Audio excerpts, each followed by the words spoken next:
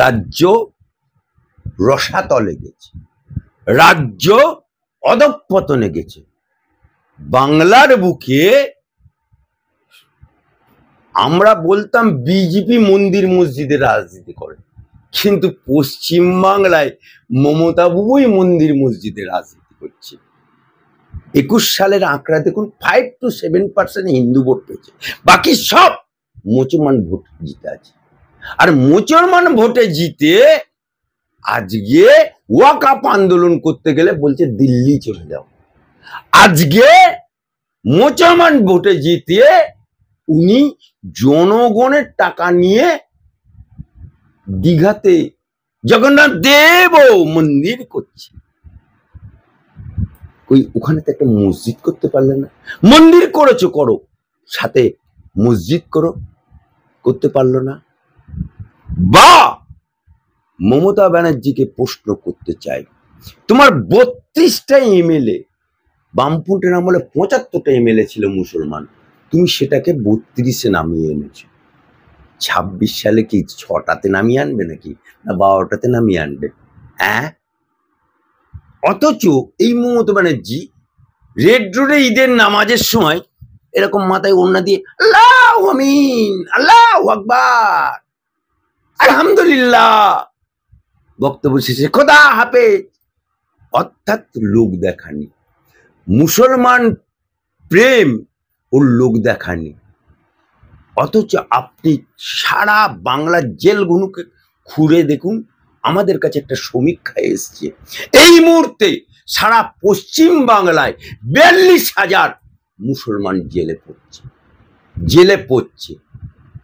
মমতা বাবু মুসলমানদের ভোটে জিতে তুমি মুসলমানদেরকেই ওয়াকআপ আন্দোলন করতে দাওনি।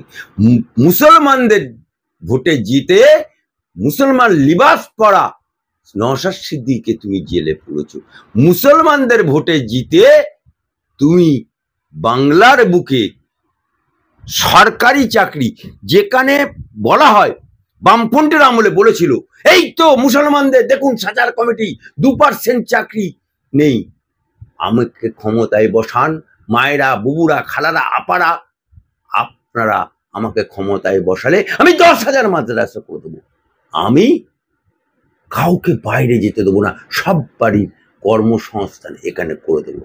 মমতা বাবু সেখানে আজকে মুসলমানরা চাকরির ক্ষেত্রে তোমার 1.5%ও দাঁড়িয়েছে, সেটাও বাঙালি মুসলমান নেই, সেটাও আছে নন বেঙ্গলি মুসলমান। ওয়াকআপে তোমার যারা কমিটিতে আছে, খান সাহেব, আনোয়ার খান লুটে পুটে খাচ্ছে। শুধু কি কলকাতার নন বেঙ্গলি মুসলমানরা তোমাকে তক্তে বসিয়েছে নাকি? হ্যাঁ, বাংলার বাঙালি মুসলমানরা তোমাকে তক্তে বসিয়েছে। আর সেই বাঙালি মুসলমান যুবকরা আজকে মোদির রাজত্বে, আজকে মহারাষ্ট্রে, আজকে দিল্লিতে সোনা পালিশের, হীরের, রাজমিস্ত্রির কাজ করতে যেতে হচ্ছে। লজ্জা করে না? বেহায়া নির্লজ্জ। আজকে বোম মারছে কে? মুসলমান। খুন করছে কে? মুসলমান। ভোট লুট করছে কে? মুসলমান। সব করবে মুসলমান, আর ডিম খাবে দারোগা বাবু মমতা ব্যানার্জি। ऐसा दिन ज्यादा दिन नहीं चलेगा। না, ইতিমধ্যে যে 1,10,000 টাকা করে পুজোর যে অনুদান দেওয়া হচ্ছিল সেইটা নিয়েও মামলা হয়েছে। ব্যাপারটা হচ্ছে 1,10,000 18 সালে শুরু হয়েছিল, মাত্র মানে কয়েক বছর, 8-10 বছরের মধ্যে 10,000 থেকে 1,10,000-এ পৌঁছেছে, এই মানে 18 থেকে 25 এই কয়েক বছরের মধ্যে। এবং সেখানে অবশ্যই যে রাজকোষের টাকা, আজকের সরকার যে টাকাটা আজকে দিচ্ছে বা বরাদ্দ করছে, সে টাকাটা কিন্তু মানে কোনো ব্যক্তির টাকা নয়। ফলে এটা আমাদের সাধারণ মানুষ, আমরা প্রত্যেকটা জিনিস আমরা ক্রয় করি বা কিনি, আমরা পরোক্ষ বা প্রত্যক্ষ যে ট্যাক্স দিই, সেই ট্যাক্সের টাকায় রাজকোষ তৈরি হয়। ভারতবর্ষের যে সংবিধান আর্টিকেল 27 সেখানে কিন্তু পরিষ্কারভাবে বলছে যে ব্যাপারটা হচ্ছে যে কোনো নির্দিষ্ট ধর্মের কোনো পূজা পার্বণ অনুষ্ঠান বা ধর্মস্থানের জন্য, ধর্মীয় গুরুদের জন্য রাজকোষের টাকা ব্যবহৃত হতে পারে না। এটা সংবিধান বিরোধী।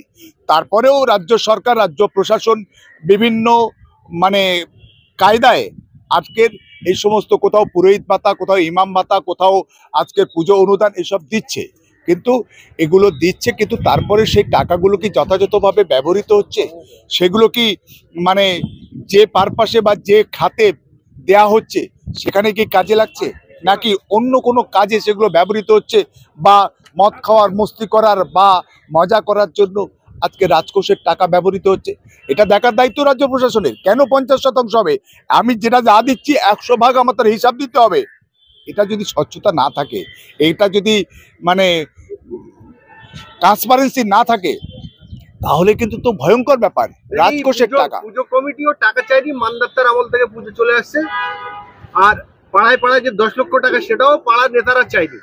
সেই জায়গায় না চাওয়ায় মাননীয় দিচ্ছে না তো কিছু, কিন্তু যারা মনুমেন্টের নিচে প্যান্ডেল বেঁধে ডিএ, ন্যায্য ডিএ এর জন্য দাবি করছেন, তাদের ডিএ দিচ্ছে না। বলছেন সুপ্রিম কোর্ট বলেছে 25% ডিএ দিতে, বলছে রাজ্যের আইনজীবী বলছে যে দিলে কোমর ভেঙে যাবে। এটাকে কি কোন ভাবে দেখতে পারেন?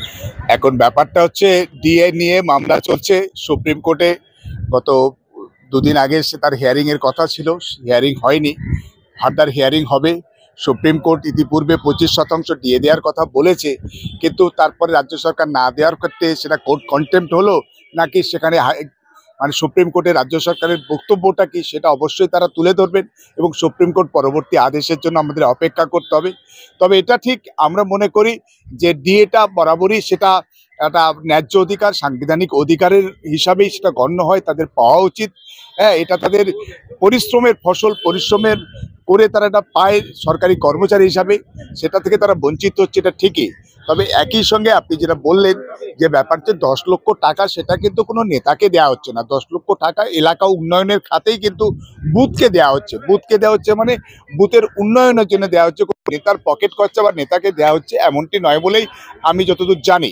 আর একই সঙ্গে আমি মনে করি যে পুরোহিত ভাতা, ইমাম ভাতা, মসজিদের জন্য, মন্দিরের জন্য, কোনো কিছুর জন্য রাজকোষ ব্যবহৃত হওয়া উচিত নয়।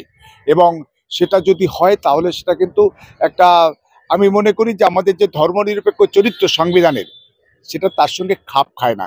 এটা যদি আজকে দেখলাম মানে আমাদের দীঘাতে জগন্নাথ মন্দির হলো কয়েকশো কোটি টাকা খরচা করে, রাজকোষের টাকা, এটা কেন হবে? যদি বলে আমি আজকে একটা, কেউ যদি বলে আমার এখানে একটা রাম মন্দির করবো, মসজিদ করবো, বাবরি মসজিদ করবো আমরা, সেটা কি রাজ্য সরকার দেবে? আমার বলে দেওয়া উচিত নয়। কারণ কোনোভাবেই মানে মন্দির বা মসজিদ বা গির্জা বা অন্য কোনো ধর্মস্থানের জন্য বা ধর্মীয় ব্যক্তিদের জন্য আজকে রাজকোষের টাকা ব্যবহৃত হওয়া উচিত নয়। এটা আমি মনে করি আইন বিরুদ্ধ, সংবিধান বিরুদ্ধ, ঘুরপথে অন্য কোনোভাবে আজকে কাগজে কলমে দেখে হয়তো এই টাকাগুলো বরাদ্দ করা হচ্ছে। তবে আমার মনে করি যে গণতান্ত্রিক ধর্মনিরপেক্ষ ভারতবর্ষের জন্য আজকের যে ফ্যাসিস্ট সাম্প্রদায়িক শক্তি, বিভেদকামী শক্তি যে চরম হিন্দুত্বের চাষ করছে, সেখানে কিন্তু কোনোভাবেই নরম হিন্দুত্ব দিয়ে চরম হিন্দুত্বের মোকাবিলা করা উচিত নয় বা সম্ভব নয়। তাই এই নরম হিন্দুত্ব দিয়ে চরম হিন্দুত্বকে রোখার একটা প্রচেষ্টা যদি কোথাও চলে থাকে, সেটা কাঙ্ক্ষিত নয়। সেখান থেকে কিন্তু সতর্ক, সাবধান এবং সরে আসা উচিত বলে আমি বিশ্বাস করি এবং মনে করি।